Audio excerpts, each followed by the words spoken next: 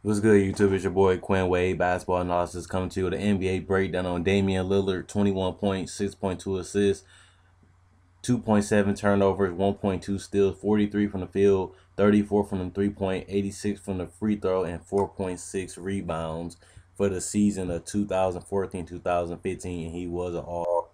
And first thing I'm talking about is the scoring. You see his three-point shooting. He shoots the ball quick, high release, quick jump shot. And he can do it off the dribble, off the bounce, as you see right here. He got the confidence and he got the ability to knock it down at any angle, anytime he wants, because he just got a good stroke and good mechanics. Here you see him coming off the bounce, off the mid-range. You can't guard him because his ability to thread through the defense, come off the screens, fight through screens, and get to the shot that he wants. And you see here, he get the rebound, and he goes right up with confidence, and it goes right in all that. So you can't really stop Damian Lillard because he's so quick and so explosive, and he can shoot the jump shot from the 3 or the mid-range. Now we're going to talk about is his finishing ability. He can put the ball on the floor. He comes off the pick and roll. He attacks the defense. He's creative. He got good body control, and he can finish even with contact, as you just seen right there, because of his explosiveness, and he can turn angles hard. You see here, he goes hard and he turns the angle just too hard for the center to be able to catch up, and he goes right to the basket, gets a layup, and then he does it again, come off the screen, gets enough space, gets enough room, goes past, turns the angle too quick, gets to the paint and finish. And he just unguardable because of his speed and his quickness and his ability to turn the angles and get any shot he wants to. You see it again. He beats him, uses explosiveness and his athletic ability, goes right past him, and finishes creative with good body control. Damian Lillard is one of the best all-around scorers because he can do it through the mid-range, he can do it from the three-point shot, he can do it to get to the free throw line, and he can finish in the paint, whether it's a dunk or a layup. Next one to talk about is the second best thing he's good at is his passing. You know, he don't average that many assists. That's because they play him a lot with the ball out of his hands. A lot of Nick Mattoon at the point forward. But you see, he gets the rebound outlets, gets the wide open layup from Myers Leonard. He likes to come off the pick and roll and attack and find the open players, whether he attacking through the paint, whether he's kicking it out, or whether he just reading the defense. Like you say, he comes off the screen, reads the defense, and finds the open guy, whether it's LaMarcus Aldridge, Batum, or Robin Lopez. He always picking apart the defense and being patient on the offensive end and making sure he want to get the shot he want or the shot for his teammate. He does better when he has off nights, and that's when he gets more of his teammates involved. But when he in attack mode, he usually goes all out offensively, scoring the ball. But if he's off, he usually gets his teammates involved more. And now we're going to talk about his steals. People talk about his defense, but he got better off the ball. You see he go for a couple steals, perfect time steals, putting a hand at the right areas, clogging up space from the areas, and making sure that the pass can't make it to the target. And when he does, he gets a wide open layup, easy points.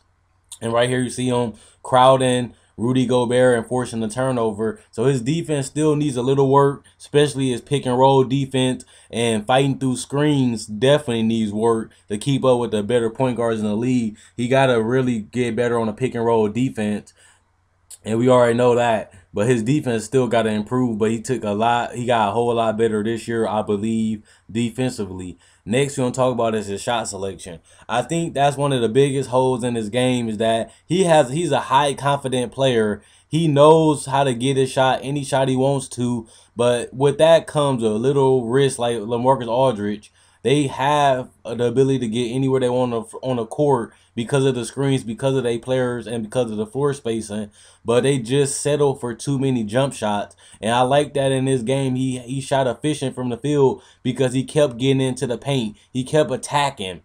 He didn't settle for the pull-up jump shot. He didn't settle for the throw up a wild three. He has high confidence. He has bad shot selection because of that. But if he wants to become a top 10 player, he has to watch. He got to up his field goal percentage. He shot 43 this year. He been real inconsistent because he fell in love with the jump shot. Even in the playoffs, the first couple games he struggled because he started settling for the jump shots, and his field goal percentage suffered because of that. If he wants to become more of an elite point guard, he's a top 6 point guard. But if he want to be better than John Wall, he has to work on his field goal percentage and his shot selection. And he got to keep playmaking. He settles for too much scoring opportunity. He become blindsided By putting the ball in the basket, he forgets to make the extra pass. He forgets to kick out to the shooter. He forgets to read the defense. Sometimes he just get too caught up in scoring. He gets tunnel vision, and that messes up his passing.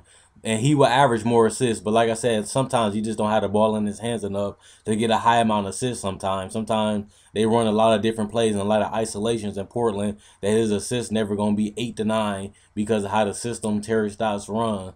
And last I just want to talk about is his all-star. He's an all-star for 2 years in a row in the toughest conference in the NBA, the West. I know he wasn't voted on this year. He only got voted on last year because Westbrook was injured. This year he missed it, but then they ended up voting him in because of injury, because Anthony Davis sat out. So it's gonna be fun to see if he can make another All-Star team. But his next goal should not be the disappointed in making an All-Star team.